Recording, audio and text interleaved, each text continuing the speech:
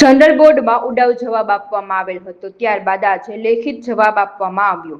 PGVCL એમડીની બદલી થયા બાદ જંગલેશ્વર ડિમોલિશનમાં ઘરના ભૂવા અને ઘરના દાખલા જેવી સ્થિતિ સર્જાઈ। અધિકારીઓ અને પદાધિકારીઓ ભ્રષ્ટાચારમાં સામેલ છે, તેથી યોગ્ય જવાબ મળશે નહીં તેવું જણાવ્યું। અત્યારે અમારી કોંગ્રેસના પક્ષ તરીકે અને વોર્ડ નંબર 16ના કોર્પોરેટર તરીકે એક જ અમારી માંગ છે કે જે જંગલેશ્વર વિસ્તારમાં જે કાજુ કતરીથી માંડીને અમુકમાં તમામમાં ભ્રષ્ટાચાર થયેલો છે અને જે આ તપાસ સમિતિ નિમી છે તે એવું છે કે ઘરના ભૂવા અને ઘરના જાગરિયા। તો અમારી એક જ માંગ છે કે આવડા જેટલા તપાસ અધિકારી છે એને બદલે એને બધાને હટાવી અને ઉચ્ચ અધિકારી કે સીટની રચના કરે અને કોઈ નિવૃત્ત જજ દ્વારા તપાસ કરી અને જેટલા કૌભાંડમાં છે એને તમામને જેલ ભેગા કરવા જોઈએ। એટલે ટૂંકમાં જવાબ એ નથી આપી શકે એમ, કેમ કે એ લોકો એમાં ભ્રષ્ટાચારમાં સામેલ છે। એટલે પોતે ને પોતે જે જે ભ્રષ્ટાચાર કરેલો છે અને ભ્રષ્ટાચાર કરેલો છે એને તપાસ સમિતિમાં નિમેલા છે। મારું નામ અર્જુનભાઈ ચૌહાણ છે। હું રાજકોટ મહાનગરપાલિકાનો વોર્ડ નંબર 16નો કોર્પોરેટર છું।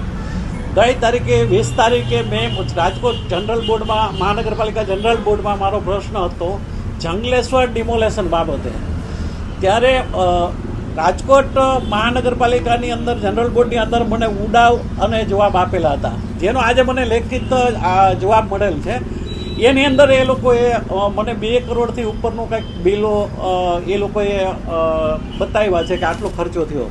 જ્યારે પ્રેસ મીડિયાથી જાણવા મળ્યું તો મને જે તે વખતે કે 4 કરોડથી વધુ ખર્ચો થયો છે। આમાં પણ જે જવાબ આપ્યા છે એ બધા ગોળ છે અને જે રીતે પરફેક્ટ જવાબ મળવા જાય એવા કોઈ જવાબ છે નહીં। લોકોને, રાજકોટની જનતાને આ છેતરવાની વાત છે।